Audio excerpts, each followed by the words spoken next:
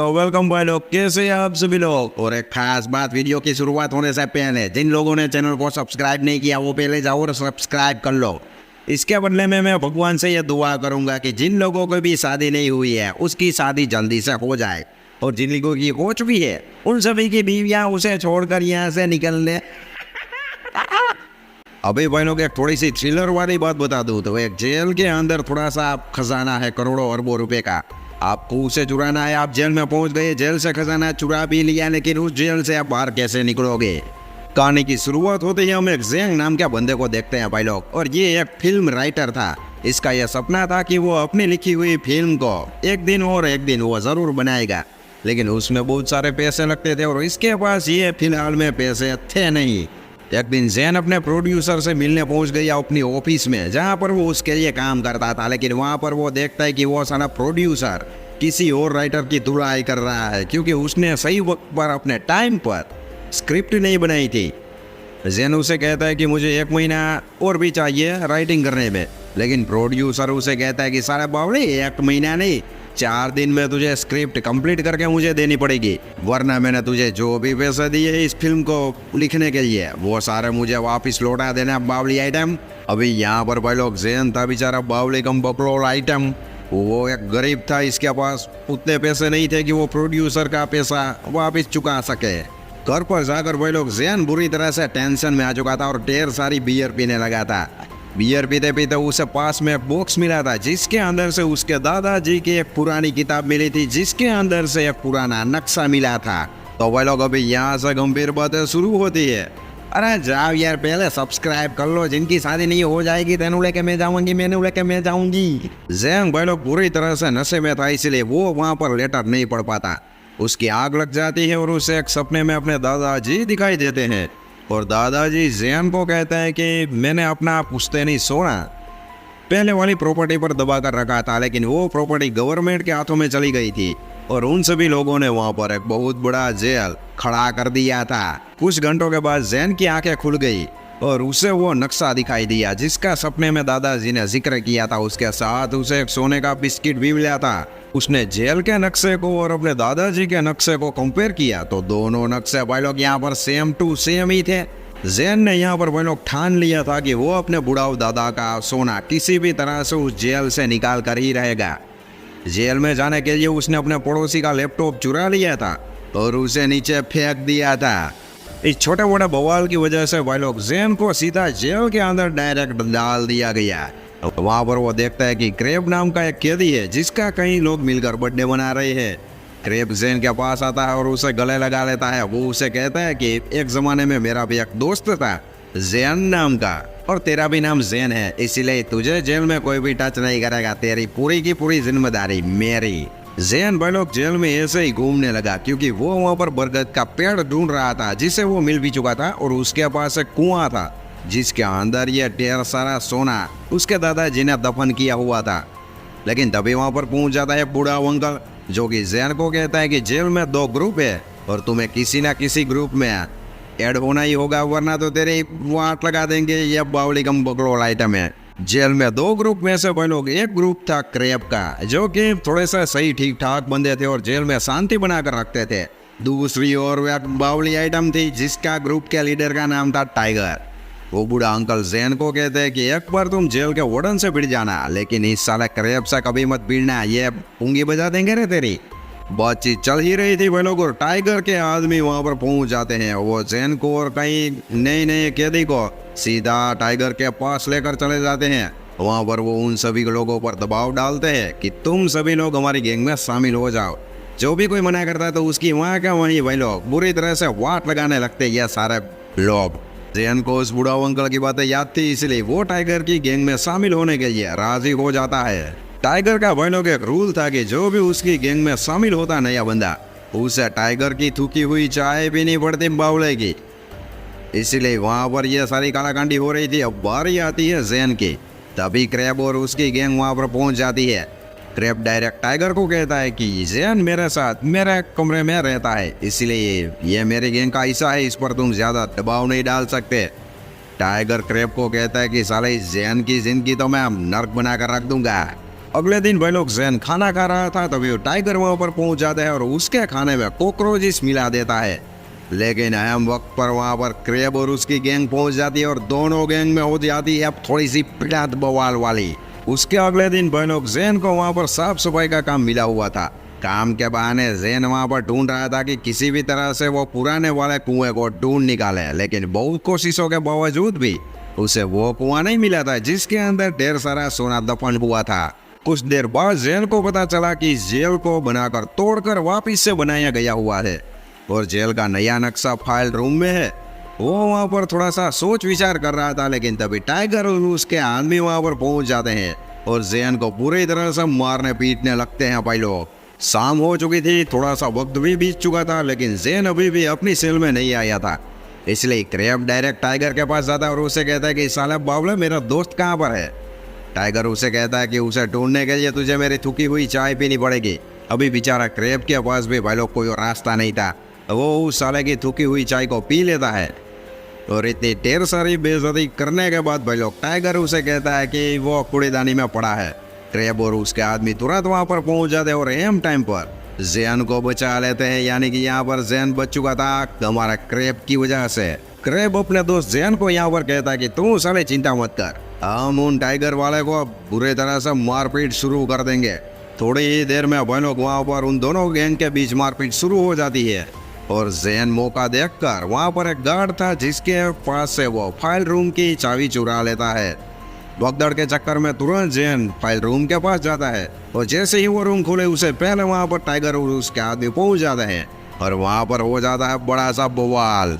बवाल तो क्या भाई लोग, छोटी मोटी सी फाइटिंग, और इस फाइटिंग के चक्कर में जैन ने वो चाबी भी घुमा दी थी। मारपीट के बाद भाई लोग पुलिस वालों ने जैन और क्रेब को 24 घंटे वाली काल कोठरी के अंदर डाल दिया, यानी कि यहाँ पर जैन बाहर नहीं निकल सकता था काल कोठरी से और वहाँ पर अपना खजाना नहीं ढूंढ सकता था। वो क्रेब को कहता है कि तुझे मेरी हिफाजत करने की, मेरा ख्याल रखने की कोई भी ज़रूरत नहीं है, तेरी वजह से तो मेरी वाट लग चुकी है जिंदगी की। क्रेब बेचारा भाई लोग उसे कहता है कि साला मेरी ज़िंदगी में दोस्त थी, मेरे पहले है, मतलब कि क्योंकि बचपन में मेरा एक दोस्त था जिसने मेरी जान बचाने के लिए अपनी जान कुर्बान कर दी थी और उसी का नाम भी जैन था, यानी कि उसका नाम भी जैन था और तेरा नाम भी जैन है, इसीलिए मैं तेरे से थोड़ा सा ज़्यादा ही लगाव रखता हूँ। क्रेब की यह बातें सुनकर भाई लोग जैन को थोड़ा सा खिल चुका था कि यह तो साला मैंने थोड़ी सी गलत बात बोल दी है। वो क्रेब से माफ़ी मांगता है और उसे कहता है कि भैया मेरे को नहीं पता था, मुझे माफ़ कर देना। जैन यहाँ पर भाई लोग क्रेब को सारी सच्चाई भी बता देता है कि मैं जेल में मेरे दादा का ढेर सारा सोना ढूंढने के लिए आया हूँ, यानी कि खजाना। क्रेब उसे कहता है कि मैं भी तुम्हारी मदद करूँगा। जैन उसे कहता है कि तेरा जो भी हिस्सा हो मेरे से ले लेना।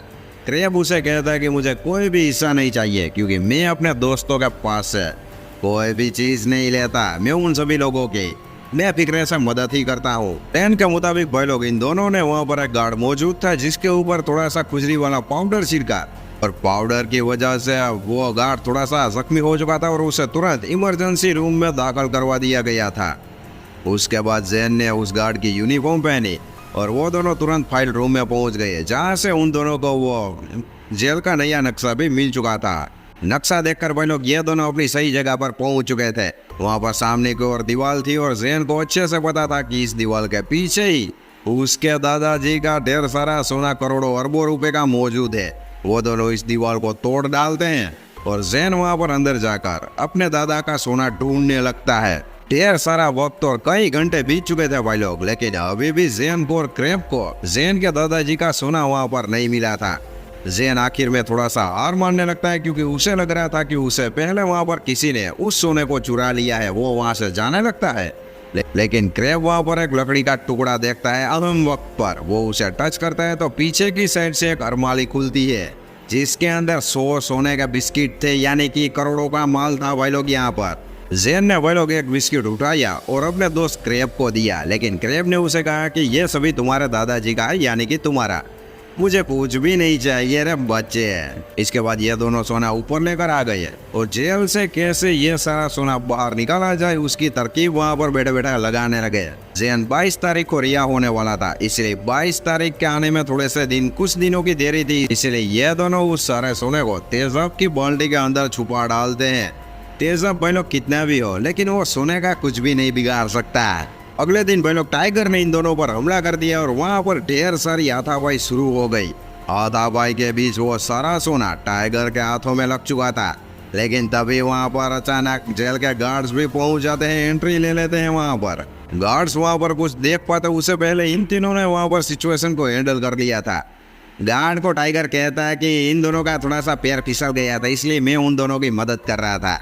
जैन और क्रेप भी भाई लोग गार्ड को यह बोलकर वहाँ से बावली को भगा डालते हैं। शाम को भाई लोग क्रेप के घर से क्रेप को यह कॉल आता है कि क्रेप की बेटी बहुत ही गंभीर तरह से बीमार है। अब यहाँ पर भाई लोग एक बाप अपनी बेटी को देखने के लिए तरस चुका था। वो भी जैन के साथ इस जेल से भाग निकलना चाहता था ताकि वो अपनी बेटी से मिल पाए। टाइगर इन दोनों को कहता है कि साले तुम दोनों निकल जाओगे तो मैं क्या यहाँ पर चक मराऊंगा, मैं भी तुम दोनों के साथ यहाँ से भाग निकलूंगा। ये तीनों प्लान करते हैं भाई लोग, क्योंकि 2 हफ्तों के बाद जेल की एनिवर्सरी वहाँ पर थी और एनिवर्सरी के दिन जेल की सुरंग से होते हुए, समुद्र से होते हुए वो तीनों ही जेल से फरार हो जाएंगे। ये सारी कालाकांडी करने से 2 दिन पहले भाई लोग इन तीनों ने मिलकर बलून में थोड़ी सी चिकचिकाहट वाली गैस भर दी ताकि वहाँ पर वो बूम कर पाए। वो दिन आता है भाई लोग जब जेल की सेरेमनी थी और सारे कैदी और सारे गार्ड्स वहाँ पर फुल ऑन में इंजॉय वाली पार्टी मना रहे थे। ये तीनों सुरंग में घुस गए और वहाँ से वो तीनों आगे निकलने लगे। जैन थोड़ा सा चोट लग चुकी थी, लेकिन क्रेप ने उस पर एक प्लास्टिक की पट्टी लगा दी और ये तीनों वहाँ से अपनी मतलब कि सही लोकेशन तक पहुँच चुके थे। इन तीनों को यहाँ पर अच्छे से पता था कि दीवार के उस पार समुद्र है और दूसरी ओर भाई लोग जेल के अंदर भी बवाल मच चुका था, क्योंकि जेल के गार्ड्स को भी पता चल चुका था कि जेल में से 3 कैदी गायब है, यानी कि फरार हो चुके हैं ये तीनों। इस साइड इन तीनों ने वहां पर बूम करके दीवार को तोड़ डाला था भाई लोग। नीचे समुद्र था और साथ में एक बोर्ड भी थी जो कि इन तीनों का कई देर से वेट कर रही थी और इन तीनों को उस नाव तक पहुंचने के लिए रस्सी से नीचे उतरना था। लेकिन टाइगर ने यहाँ पर भाई लोग फिर से अपनी शैतान वाली बुद्धि का प्रयोग कर चुका था। दरअसल वो उन दोनों को मारकर उन सभी के हिस्से का सोना भी अपने पास रखना चाहता था, इसीलिए वो तुरंत क्रेप पर वार कर देता है। लेकिन लास्ट मूवमेंट पर जैन बीच में आ जाता है और क्रेप को बचा लेता है। यहाँ पर इन तीनों के बीच थोड़ी हो जाती है भिड़ंत वाली टक्कर, यानी कि हाथापाई। यहाँ पर टाइगर क्रेप पर भारी पड़ रहा था और वो कभी भी क्रेप को मार सकता था, लेकिन जैन उसे कहता है कि तुम क्रेप को छोड़ दो, तुम्हें जो भी सोना जितना भी सोना चाहिए वो ले जाओ, लेकिन मेरे दोस्त को कुछ भी मत करना। लेकिन इन सारी चीजों से टाइगर को कोई भी फर्क नहीं पड़ा भाई लोग। उसने क्रेप को उठाया और समुद्र के अंदर फेंक दिया। लेकिन लकीली क्रेप ने वहां पर एक रस्सी को पकड़ लिया था जिसका दूसरा छोड़ा जैन के हाथों में था।